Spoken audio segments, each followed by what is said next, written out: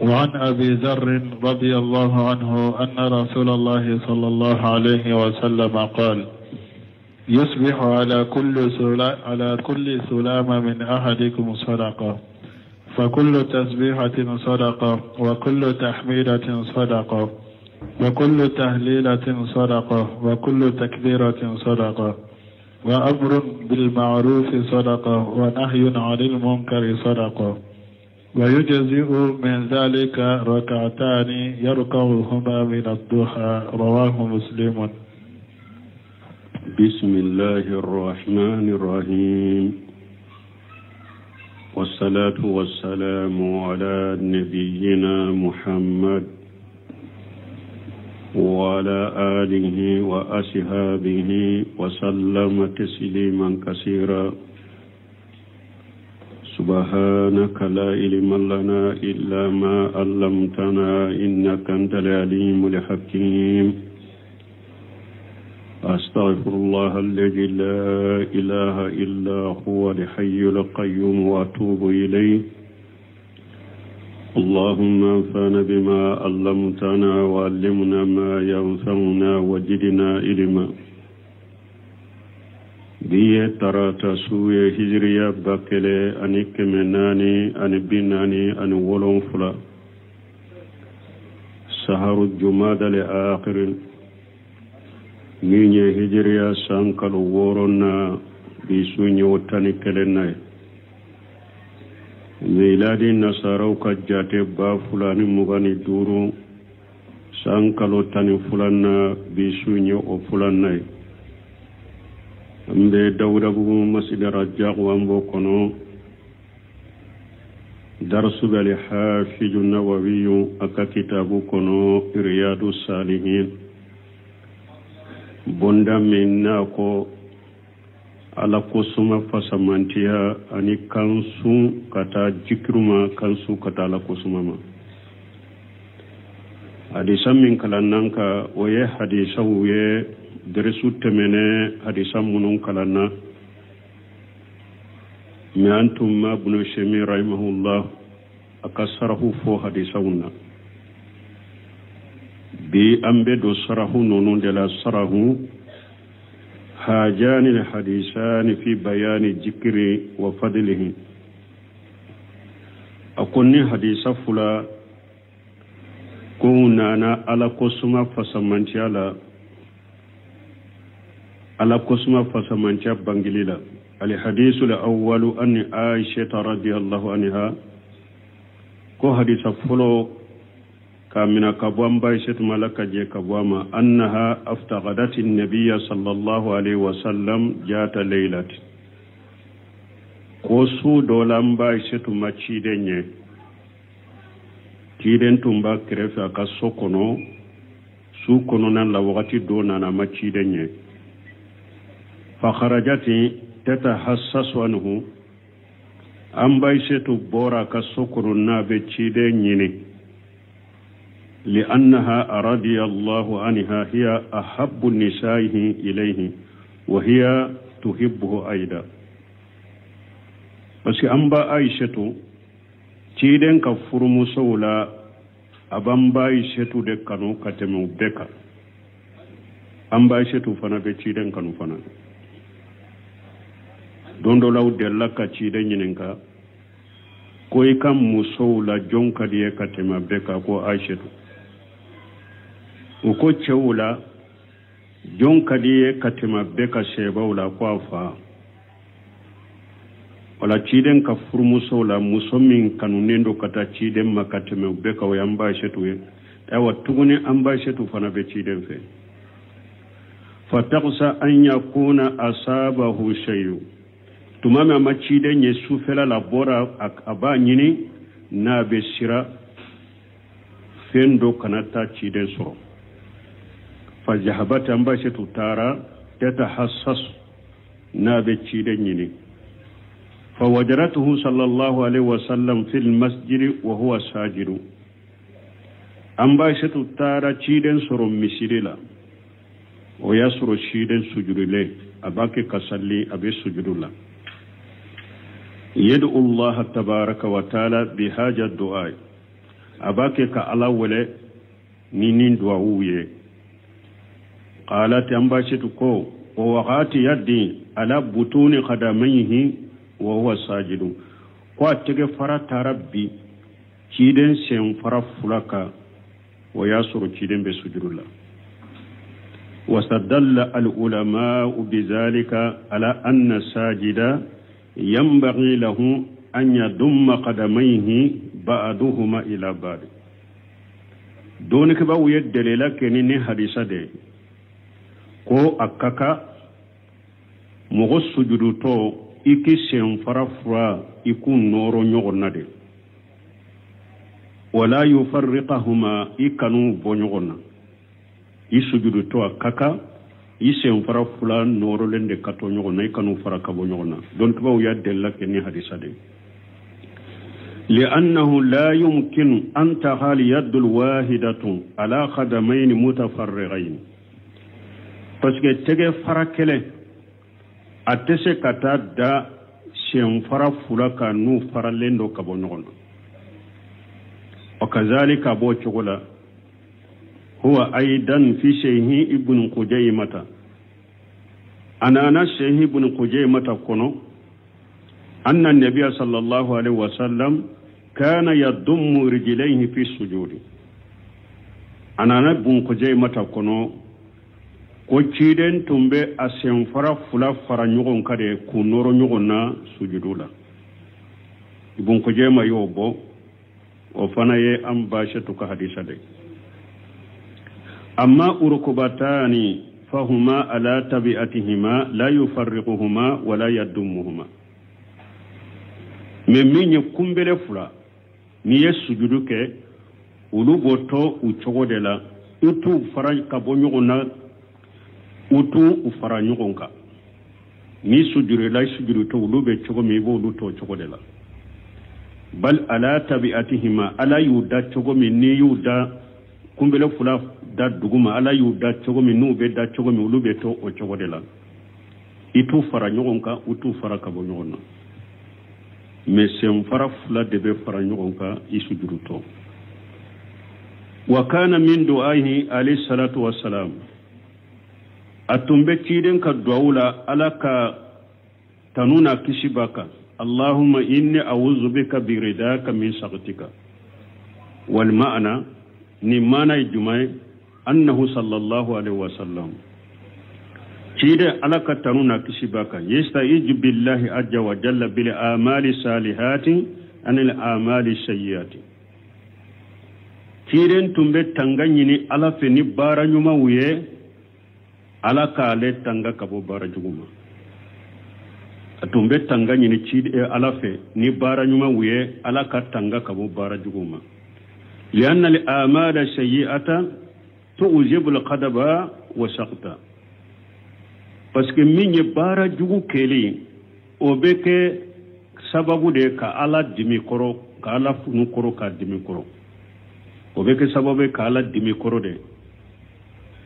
والأعمال الصالحة توجب رضا بارا نيمو بك سبب ولوبي على جي كرودي بارا جوغو بي على دمي مغو كرو بارا نيمو بي على جي مغو كرو وشيء إنما يداوي بضده فين فنفولي أبي فركني أتنادي فسقط ضده ردا دمي اوتنا يمونيه جي فيستعيذ بردا من الشغط يبي تانغاني على جيني اكيكيشي اكاديميما وقوله نيتشيدونكو وبمعافتك من عقوبتك مبي تانغاني كلا فياي ikinkisi ikajanga katama يعني يستعيذ بمعافتك من جنوب وآثارها وعقوبتها من عقوبتك على الجنوب لانيني مونيه مبي تانغانيني ni kala fi aliye kabo junubuma ani junubu no ani junubu jangakata mbi tanganyini no oye ikinkisi junubu jangakatama وهذا يتضمن سؤال المغفرة ني nimbayira min ben nin kono o yede ala ya faddeli min ben nin kono ala ya faddeli wa auzu bika minka ciden tumba fo fana mbe tanga nyini ni alaye mbe tanga nyini ni alaye ikin tanga kabo ima wa haja asmal wa am ninde la bolendo ninde gorobalilendo annahu yata'awwazu billahi min allahi azza wa jalla ciden be tanga nyini ni ala yere alaka ale tanga وذلك لأنه لا منزا ولا ملزا من الله إلا إليه بس هذا مدين كسي يروتي بولو سمبي يروتي بولو كابو ألاما فوني ألا يكسي فوني سمبرا كتالما لا أحد ينزيك من عجاب الله إلا الله عز وجل فويته من بسكي كسي ألا كلا جابما ني ألا يرتي مسامن كبا كورتا لنو فتستعيذ بالله من الله سبحانه وتعالى إبه تنغا نيني على يركي تنغا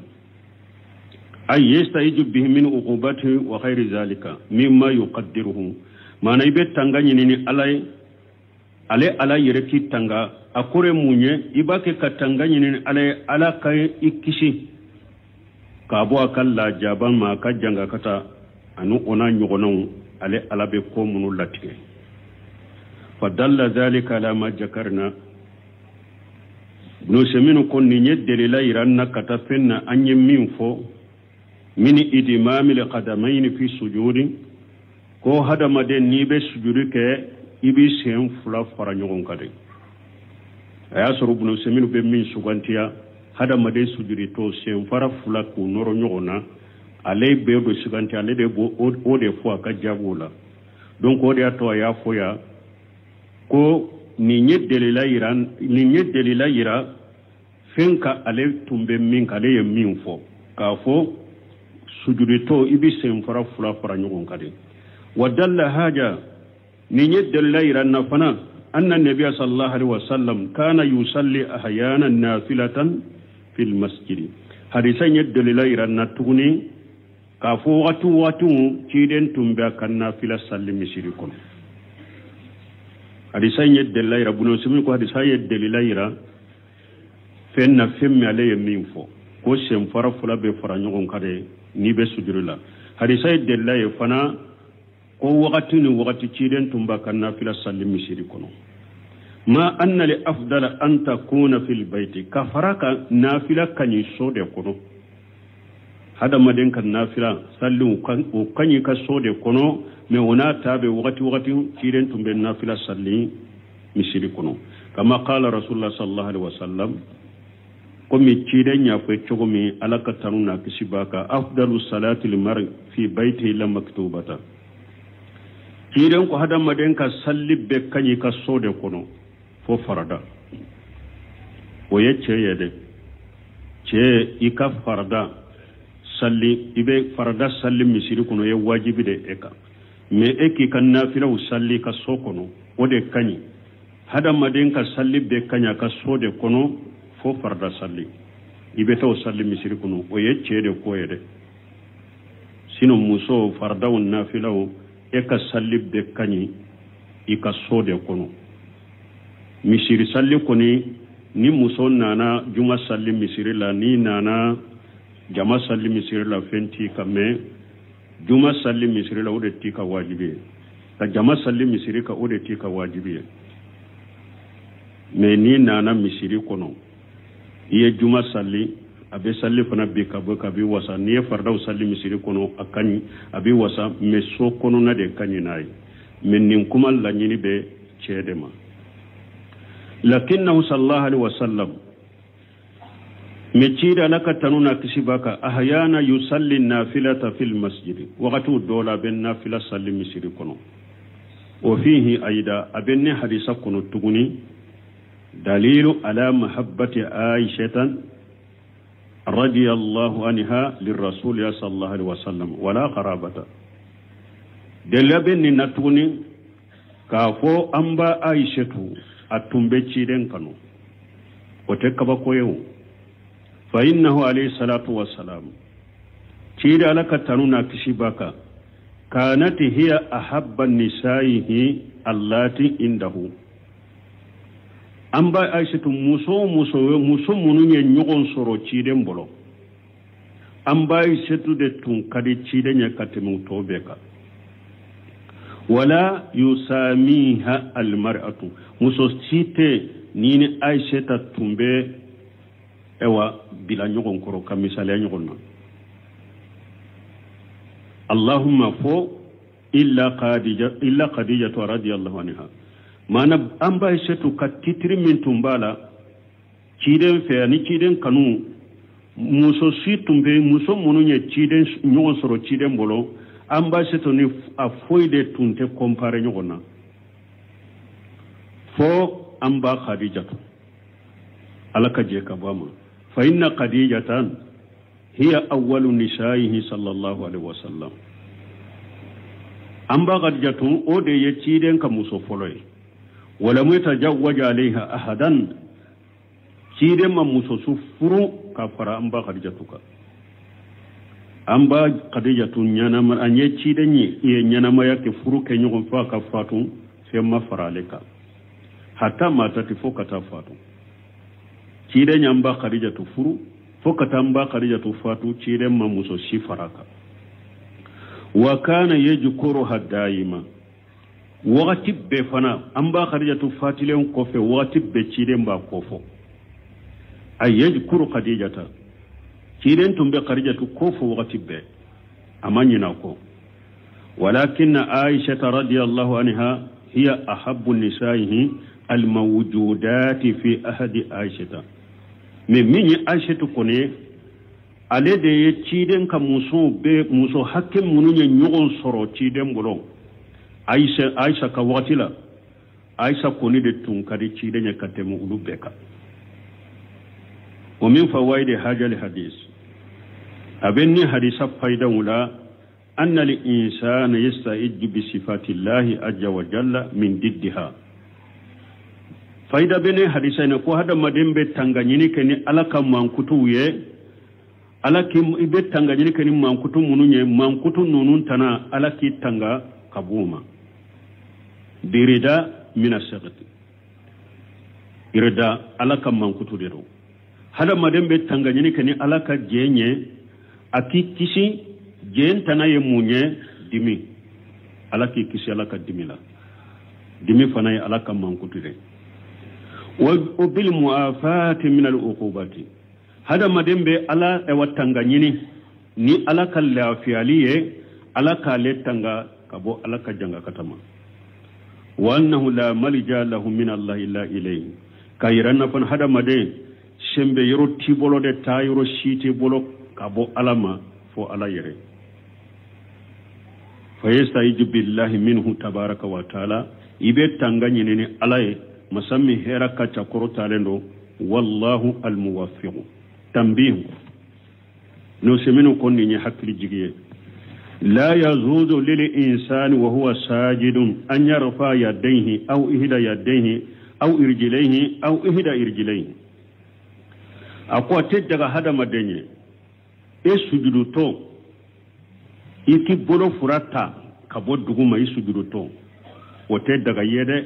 au ihda yadayhi ube e sujudu to kia bolo keren kereta kabo duguma bolo do imbe duguma wote daga yede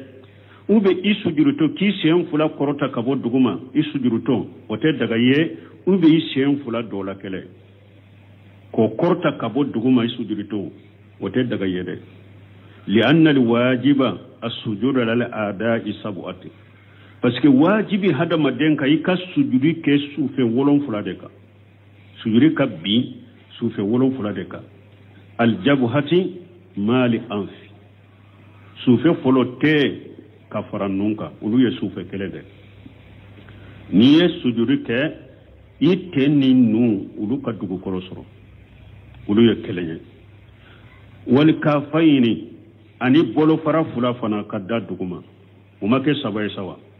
warukubataini ani ewa kumbele fula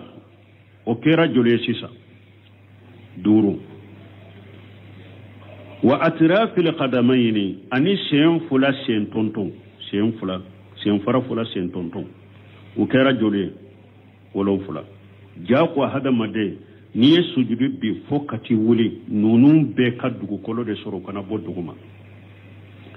fa in arafahuma hatta qama min as-sujudi fa salatuhu batila ni mɔgɔ min ye sujudu kɛ misali e y'i bolo fura kɔrɔta ten depuis sujudu bi fo kati bɔ sujudu la o sujudu tiɲalen don e sujudu to i sen fila ewa kɔfɛ i y'u kɔrɔta ten fo ka taa i bɔ sujudu la i m'u da duguma sujudu tiɲɛna bolo dɔra kelen n'i y'o de bɔ duguma i sujudu to fo ka t'i bɔ sujudu la i ma bolo in da duguma sujudu tiɲɛna sen fila sen dɔ la kelen de kɔrɔtara ka bɔ duguma i ma sagi ka a da duguma fo ka t'i wuli sujudu la sujudu tiɲɛna kunbele fila n'i ye sujudu kɛ olu de kɔrɔtara ka bɔ dugu la fo ka t'i bɔ sujudu la i ma kunbele fila da duguma sujudu tiɲɛna kunbele fila dɔ la kelen n'o de kɔrɔta sujudu tiɲɛna tɛ ni nun bɔ cogo la i ka sujudu bɛ tiɲɛ de ni nunu ye dugukolo bila a ma ɲini arafa mɛ ni mɔgɔ min ye i tɛgɛ kɔrɔta i sujudu tɔ summa najala bisuri ati o kɔfɛ i y'a jigi tɛlɛya la farzu alla yakuna alayhi adatu lirisalati kuno semino ko ale ba jigi ha donc sallin sagiliti kan yoro la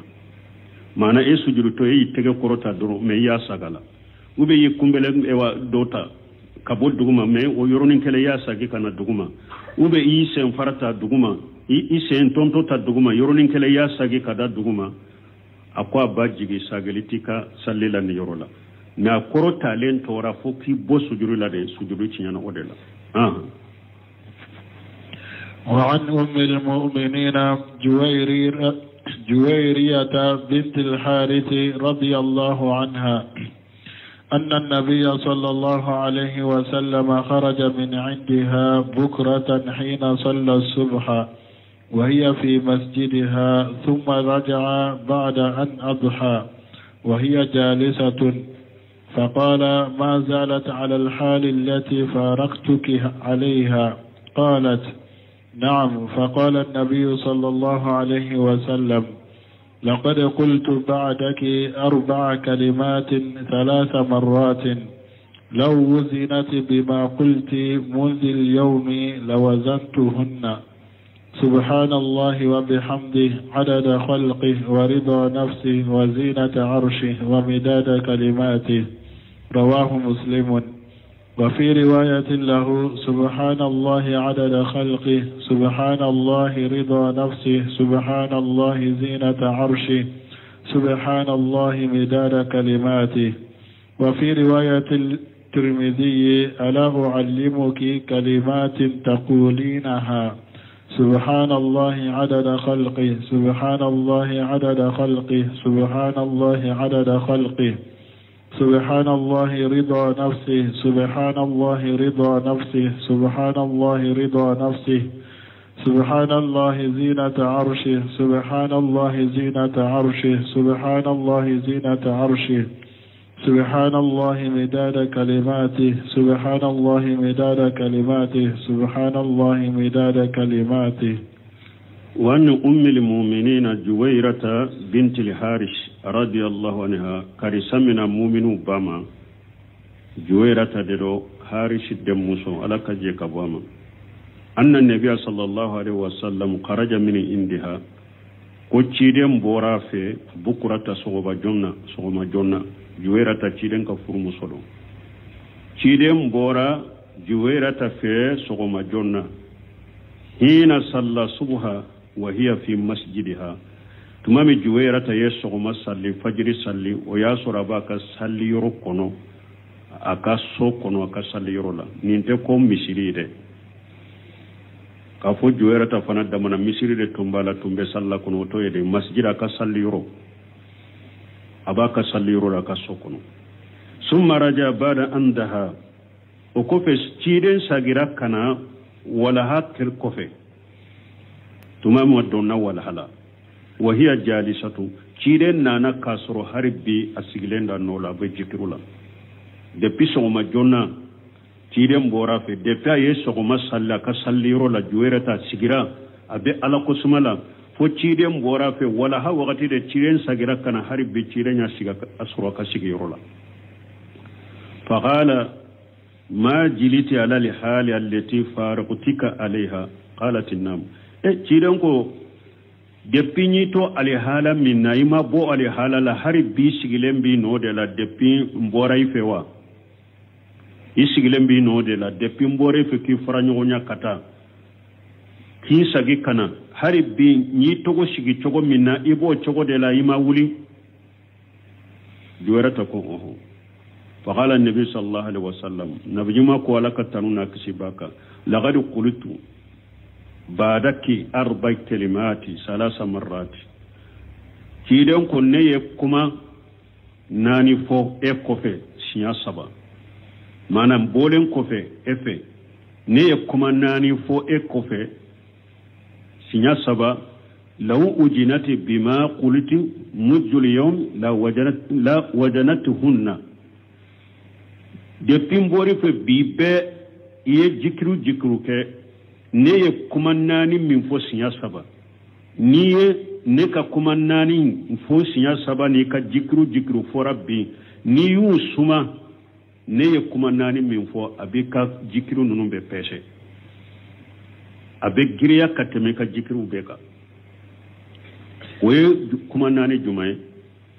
subhanallahi wa bihamdihi adada qalimihi seniya bɛ ala ye ni ala ka tanu ye ala ka danfin be hakke jate hakke warida nafsihi fulana ani ala ka jembe ani ala ka jen hakke be wajinat arshihi sabana ani ala ka lareshi peseni poa hakke wa midada kalimatihi ani ala ka kuma ka kalima sebe dawa hakke be arwahu muslim arwahu muslim hadisa yimbo jombe nono hakkedo kome abena sarhu la chogome wa fi riwayati lahu anana na chogo dola muslimu ye subhanallah adada khalqihi senya be alay akaddam fem be jate hakke subhanallah rida nafsihi senya be alay alaka je hakke be subhanallah jinata arsihi senya be alay alaka lareshi puwa peseli hakke subhanallah midada kalimatihi senya be alay alaka kalima sebe dawa hakke be wa fi riwayati turmiji ana turmiji kai riwayala ala uallimuk kalimat taqulinaha kidan ko juwairata ma ako yala ne kila duniya kuma udola kuma mununubu fo subhanallahi adada khalqihi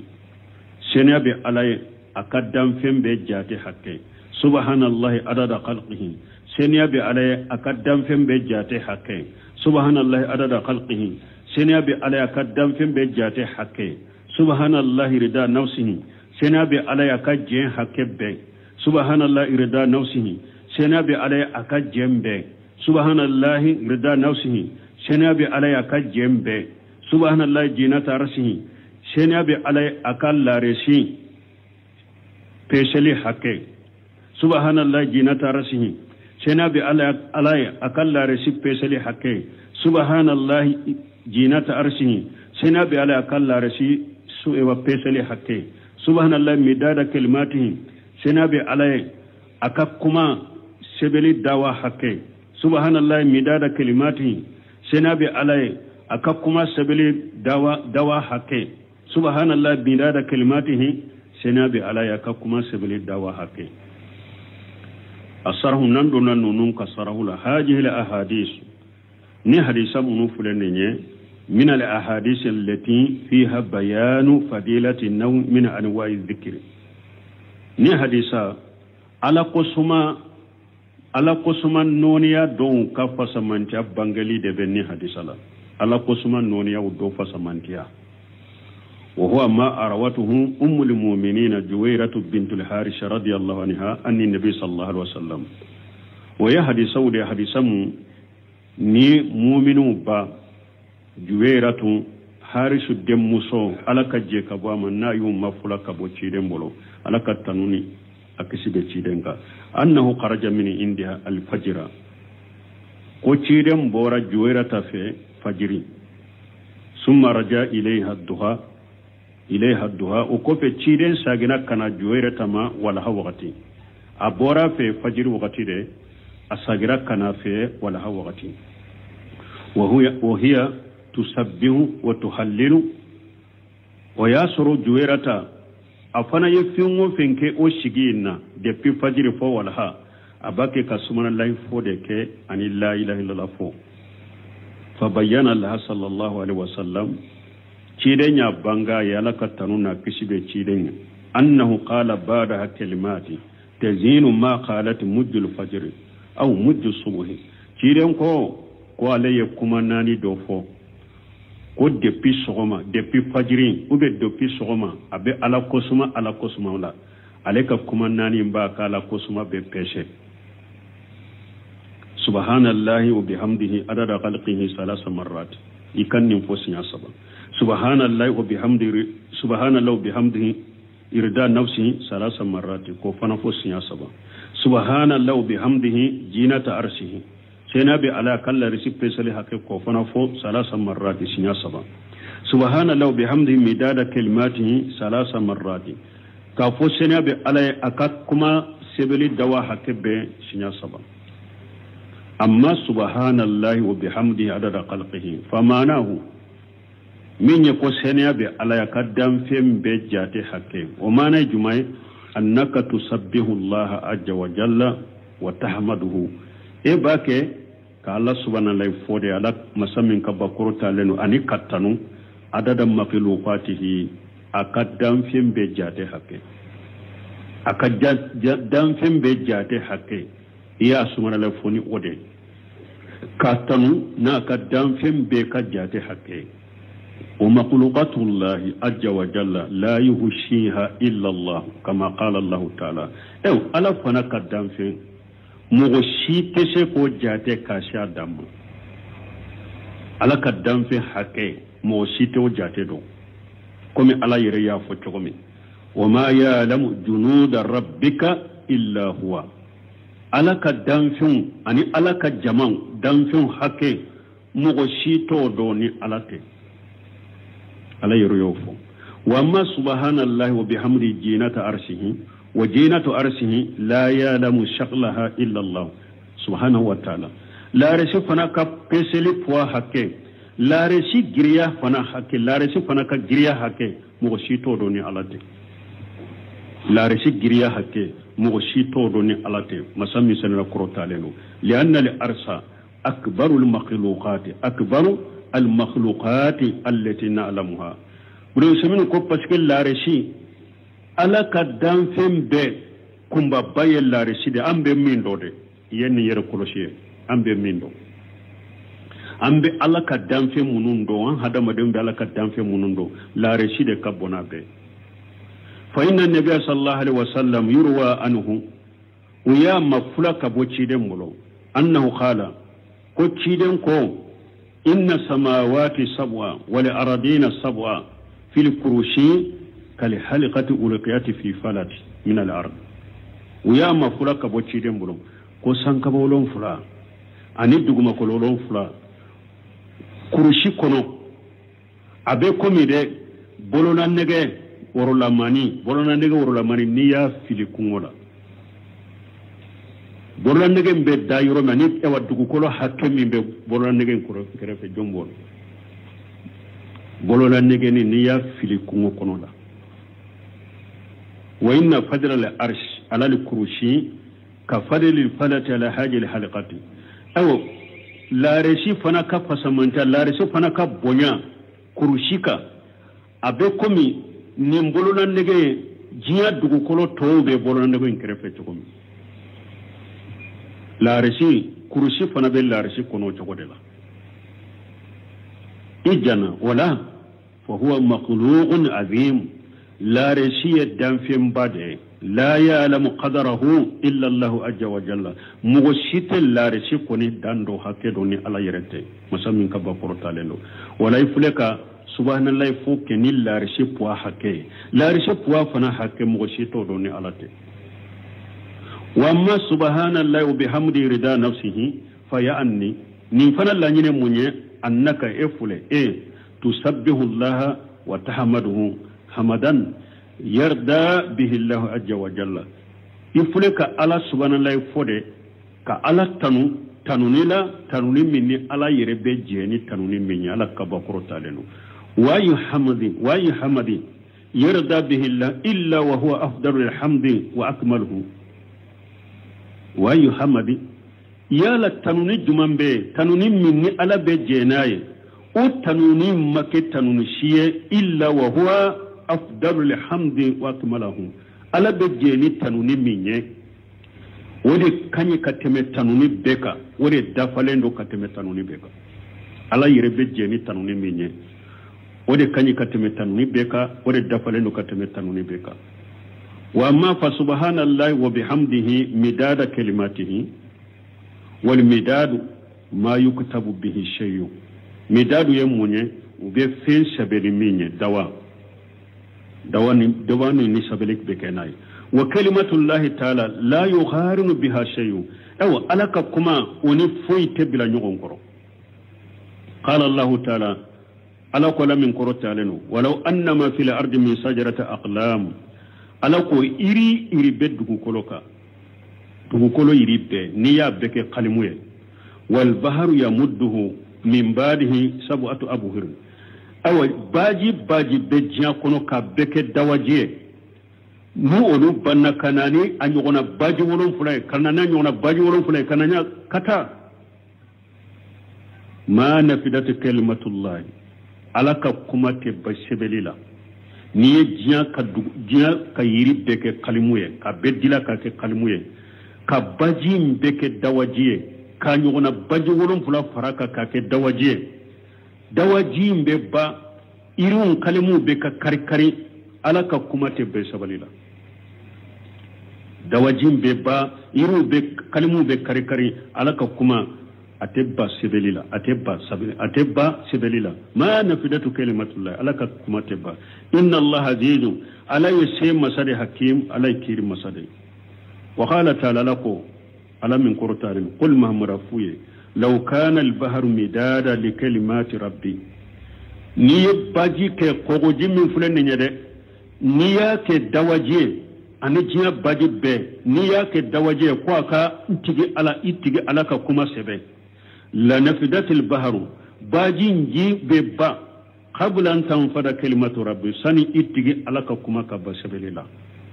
ولو جينا بمثله مددا هر نين إنني أو باجي نغنا دواجد أفنا بيبا ألك كما أتبا سبيلا فكلمة الله تعالى لا نهاية لها أو ألك كما دانتولا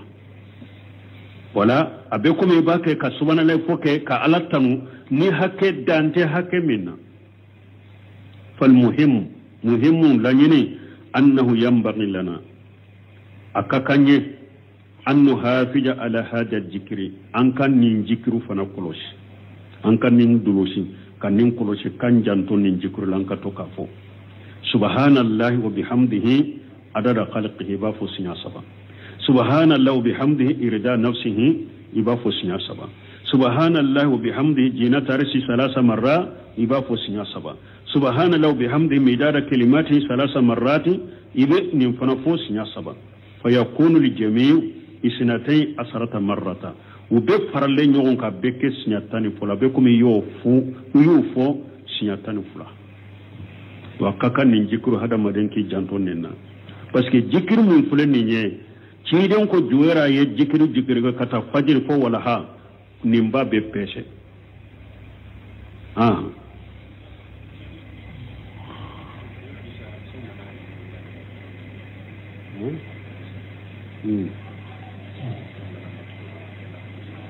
أو أسهلندو وعن أبي موسى الأشعري رضي الله عنه عن النبي صلى الله عليه وسلم قال: مثل الذي يذكر ربه والذي لا يذكره مثل الحي والميت. رواه البخاري. ورواه مسلم فقال: مثل البيت الذي يذكر الله فيه والبيت الذي لا يذكر الله فيه مثل الحي والميت. وعن أبي هريرة رضي الله عنه أن رسول الله صلى الله عليه وسلم قال: يقول الله تعالى: أنا عند الظن عبدي بي وأنا معه إذا ذكرني في نفسه ذكرت.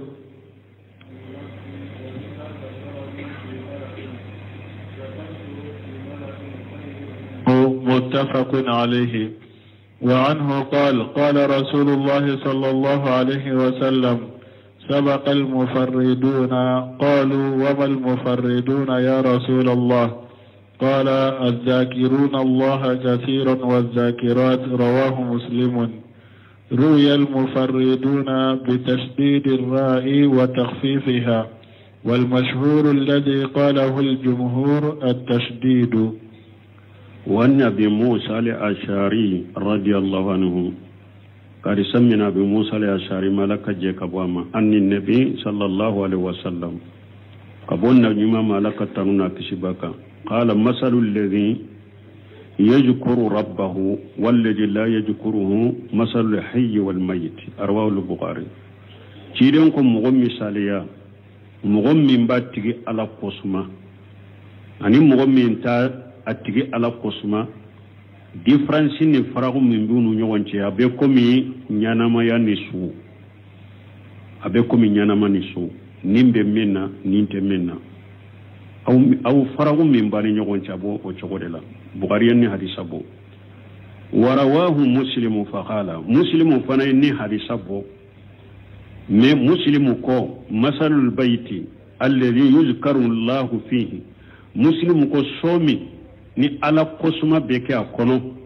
wal bayt alladhi la yuzkaru Allah fihi ani somi ni ala kosuma teke akono masalu li hayy wal mayt abe komis e wanyana ma anisu wa nabi hurairah radhiyallahu anhu kadi samina bi hurairah malaka je kabwama anna rasulullah sallallahu alaihi wasallam qala ko alaka chide alaka tanuna kisibaka ko yaqulu Allah ta'ala ana inda janni abdi bi ko ala bafo nim hadisul qudusi ko ala bafo la min koro talendo e wonne ala mbinka jonka jigi yoro la ninye manan ka jo niye min jigi ninne ala ye mbe o yoro de la ye wa ana mahu ida jakarani fi nafsihi nebe faranka jonka fana niye ne ala kosuma innena jakaritu fi nafsi ne ala fana bi kosuma mfe وإن ذكرني في ملأ ذكرته في ملأ خير منهم ني على قسمة جمالا ني على بقسمة جمالا من كوسايك جمال ملكه جمال سانفي منتفق عليه. وأنه قارسا من أبو هريرة قال قال رسول الله صلى الله عليه وسلم سبق المفردون أو تيدن كو كلن كلن مغو كلن كلن ويمغو داد نين كلن كلن تيدن يربنا أقرفاني. قالوا وما المفردون يا رسول الله أكو تشيد مكلن كلن ويجمان فناي قال جاكرون الله كثيرا وجاكرات أكو تشي منون بي على قسمة قصبة أني موسو منون بي على قسمة قصبة. رواه مسلم. وريا المفردون بتسديد الراي وتخفيفها وين ما انكلون ويا مفلا كالراي كسداي ايوا ابسك كلفنا بالتخفيف كان نغيا نيما شدة كالا. والمسهور الذي قاله الجمهور من بانغالندو ني جمهور يافو التسديد كشدة كراينا ودي بانغالندو جمهور يودفو أسره. أما الحديث الأول نندو ننو كسر الحديث فلو فقد قال فيه رسول الله صلى الله عليه وسلم ألك تشيدن كو ألك ترونا كشبك حديث فلوينا مثل الذي يذكر الله والذي لا يذكر الله مثل الحي والميت وذلك وسبب يمون لأن الذي يذكر الله تعالى قد أحيا الله قلبه بذكره parce que مغمم به على قسمة على يؤتي دسكون ينما يعني على قسمة منا تيدون كوني مغمم به على قسمة أنا مغمم تاتي على قسمة أبيكم يسوني ينما parce que min bi tigi على قسمة على بوتي لا مود دسكون ينما يعني ذكرون يده وصرح له صدره أبا الدشي فراي الدسكون فراي فكأن لحي أبكم ينما وما الذي لا يذكر الله من منك على قسمة فإنه لا يطمئن قلبه الدسكون تسكى سبتو تما فانتياسو وليعيذ بالله أمبي الله تنغني على كانكيسوما ولا ينشرح صدره للإسلام أو الدشي تفري الدسكون تفري كتا سلاميما فهو كمثل الميت وتجلا مغبكم السودة وهذا مثل نم مثال من فلان ينبغي للإنسان أن يأتي بربه أكاك هذا مدين كان ننجات من هذا وأن يعلم إكادو أنه كلما قفل عن ذكر الله جل وعلا إكادو وغتي نينينا على قسمكو مسمى كم بقرط لنا فإنه يقسو قلبه إدسكم بجاريره نيكوني على قسمة ينينا قدر فارتورا إدسكم بجا وربما يموت قلبه أكتا يريد دسكم بسايره واليعيذ بالله دسكم بسايره ولا هذا مدينك على قسمة شايا على قسمة فلي على بيك فون نينكا إبسكا كي تشوكو بيلا إتاماتو بسكا كي إدالين بسكا كي ibe kam mobile kono be wala lay be se ka jikru isene ke to be se ka jikru ke choko yabbe awa abeke sababu ka hada madin bi sukum ma fanti ala bi zikrillah tatma innul qulub udalaka silama dole ke baga do nyinen ka docteur bado ako ale ya kolosi ale ka bare minye du sukum bara de do ale docteur ale ka taksusu ye minye bare minye du sukum bara ako akacha ni ale ye silama disi dayele silama dusuku abo sabati lende soro me kafiri dusuku wakati be abo soro be pam ya law sababu ye munye aye karamo minyene ka ko ako ala ko qur'ana kono ala bi zikrillah tasma innul qulub ako ala ko qur'ana kono ala ko suma be dusukun sabati de kama fanti ima ye salli ko fe ala ko jikiru ka caya hijo ko fe ala ko jikiru ka caya kele yorola tiden ko jikiru kafo jikiru ye femba de komi wakati bake kansoro wa mali hadisan al akharan me hadisan laban fulan min benni hadisa labana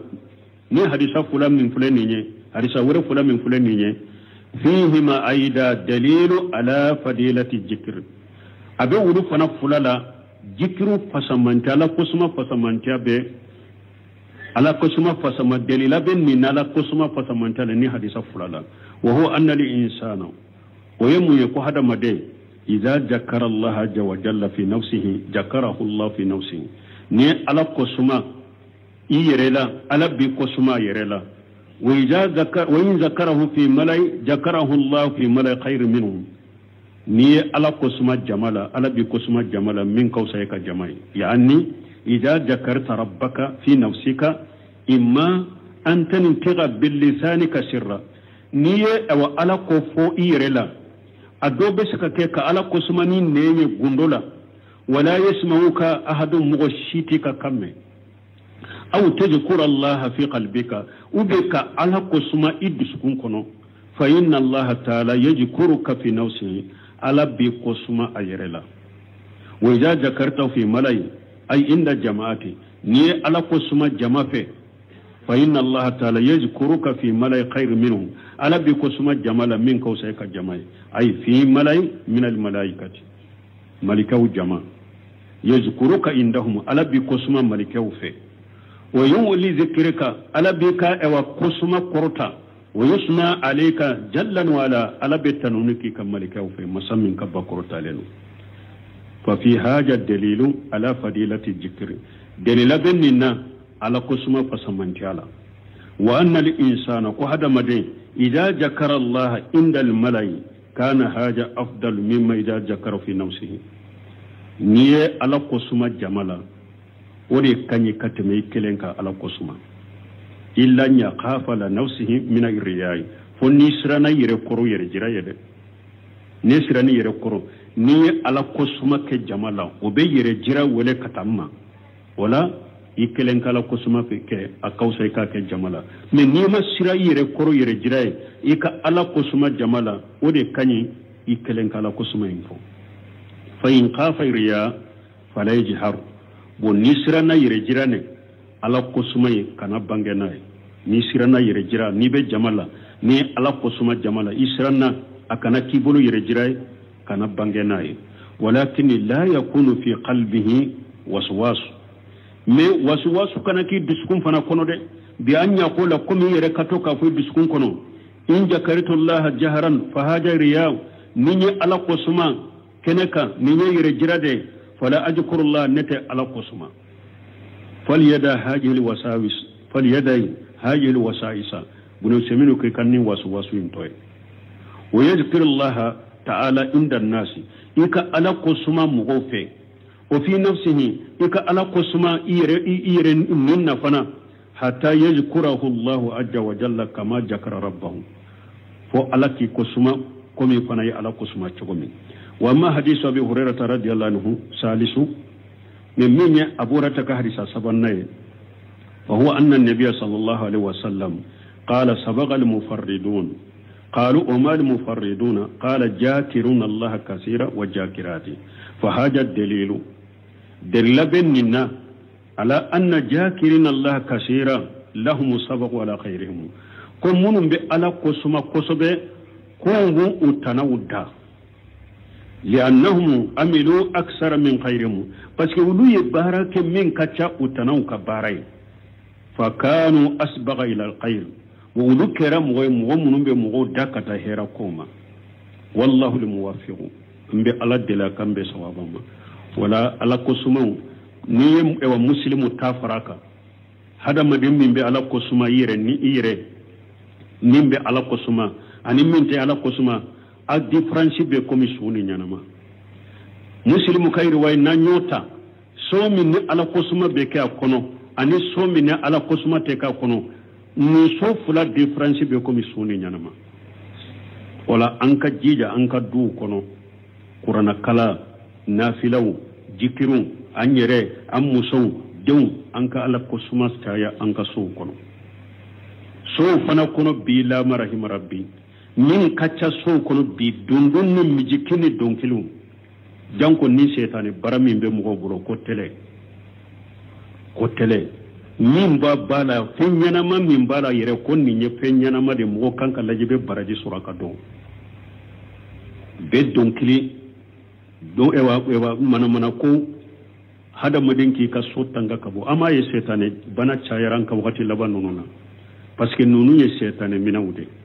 donkilin musikin guitare ni feu setane minawde de photo so chaman falen do nonu de ma photo ni dessin ni musikin ni télé arjoka musika téléphone video kontallaje setane minawde ni nonu de so kono setane de be o sofa mais ala kusuma beke so kono setane be bole ka boy tangana de ala kusuma e koy al hisnul hasin tangana griman de ala kusuma yere wodi atu Sheikh Salih Fawzan do de la ka nyininka ko alena kam muso kelende be o ka so kono ka do kono ko me utebe wakati be kele so Salih Fawzan ya jabi akombe min fawye aye bara jugu munum baw bolo ala soso munum baw bolo ayu dabila aka sokono aka nafira salli chaya aka sokono aka qur'ana kalan chaya aka sokono donc kelene mijike mununi photo munum ba ka sokono akubo setane de farlemba ka yede setane de farlemba u kay ayen ninke na yen ninke abe tanga kabo setane ma u dusukumbe fere nyogon koro setane minaw ba bolo donc kilum mijikun photo kontaw ayu boka sokono aka sokono na aka qur'ana kala aka jikru chaya kan nafila chaya aka sokono shaytani be bawcela ahmad ibn hanbali akwa alayya kan musoye sambi nani ahmad ibn hanbali ana kan musoye sambi saba uwo ko nyogon ka sambi saba hari donkele umakele hari donkele ahmad ibn hanbali ugo fa ka tarugula mana du kele chaman fule dusu bo chaman fule kele chaman fule shaytane bala koy shaytane bula de kele chaman fule an ka jamana en kono jankon ka jamana en kono ambe hatage yan ka sage kata alama kala bato chaya kan nafila chaya ka jikru chayara jamana en kam wayla marahib rabbi ab kelen kele chaman dusu ko be komi tasma de bala ambe kele ke isasionna ambe kele ke gotoronka ambe kele ke bara yorona ambe nyogum mina birola kaba ko toye iba ye jamana inde kono mo fula nimba kam moto jo nimba kam moto jo kamalen ko fula gotoro ko bo nyogum mina siyetala ubenu farade nimbe jigi kabo kam mobili kono nimbe jiga kabo mobili kono chokorbo no mode ube nyogum mina kelela gotoroka anin nani ni mimbeke do tometo he chokorba to fara ibi refri sila de katin chokola nani ni dogo yali mimbe nin jamana kona kelen kele dusukumbe ko tasuma bala sa usalu la budi karamugo do abe sauda lebe yala jiya de kono silama jamana kafri jamana mono har ni silamo ka dogo kona beta be chokola je ako atara sini kafri jamana do aka population kacha aka finitigi kacha jamana do ka population ako me ale kabako doyoye ka fun ka ye ko mugo fula de fulen ni nye ube keleke ube ye mugo mina kelega itaye munu siglembe sini istulobin ka kuma law munu ka jama min fulen ni nye umara la chogo mi dusukun fen kelendo nyogon koro chogo mi ka fun mugo fula de fule kelela ye sini ka sugula kwa ye nyogo mina kelela ay ne sigira e jora min ka ube e semme ale de ba ko ma foro e ki haketo hari ni ne masini sigike nyu ye hiji yoro konela ubese ka aranta ya fo gotoro ite kele yunu nyogonje korto te foete bebe do ka kare kono kelen mankante foite be sabatile donc an hatta gilembe jamana dusu tele mimbe jamana kono ni dusu kala ya mimbe jamana kono mimbe fembola qur'ana kala bi tadabburi ka qur'ana kala ni tagashe farda sallu kum matarafa nafila sallu ku jantola ala ko suma ki jantola jikru munun kanka ko wulon fe jikru munun kanka ke sogoma ki jantondo nuna ni be do nyega na jikru min kanka fo ni be bo nyega na be jikru min fo ni be do misila be jikru min fo ni be bo misila be jikru min fo ni be boy kaddu ko ni kanka jikru munun fo ni be jikru de be nimbela hada made ka to ni be ninke duskumbe makayade abe mafantare abe nyade e men ni etilote fo la ni donkili ni ewa mujikru ni feunte setane ko illa ma rahima rabbi jamanen kona be ko tasma be duskum e harantum borani as isa si gele minna ko wakati be sa so kele de beke isa so ina fo ube barajo en ni hera jamana kon ambe Allah delala kan dusukunye Allah kan dusumu kun suma nin kala ya min bola nin dusumu bana Allah ka bonna kan dusukun suma nyokon koro subhanakallahumma rabbuna bihamdika ashhadu an la ilaha illa anta astaghfiruka wa atubu ilayk الصالحين باب فضل الذكر والحث عليه. وعن أبي ذر رضي الله عنه أن رسول الله صلى الله عليه وسلم قال يصبح على كل سلام من أحدكم صدقة فكل تسبيحة صدقة وكل تحميدة صدقة وكل تهليلة صدقة وكل تكبيرة صدقة وأمر بالمعروف صدقة ونهي عن المنكر صدقة ويجزئ من ذلك ركعتان يركعهما من الضحى رواه مسلم. بسم الله الرحمن الرحيم والصلاة والسلام على نبينا محمد وعلى آله وأصحابه وسلم تسليما كثيرا سبحانك لا علم لنا إلا ما علمتنا إنك أنت العليم الحكيم أستغفر الله الذي لا إله إلا هو الحي القيوم وأتوب إليه اللهم انفعنا بما علمتنا وعلمنا ما ينفعنا وزدنا علما biye tarata suye hijriya bakele ani kemenani ani binani ani wolon fula saharu jumada le akhirin minye hijriya sankalu woronna bi sunye wotani kelenay miladi nasarau kajjate ba fulani mugani duru sankalu tani fulanna bi sunye o fulannay ambe dawda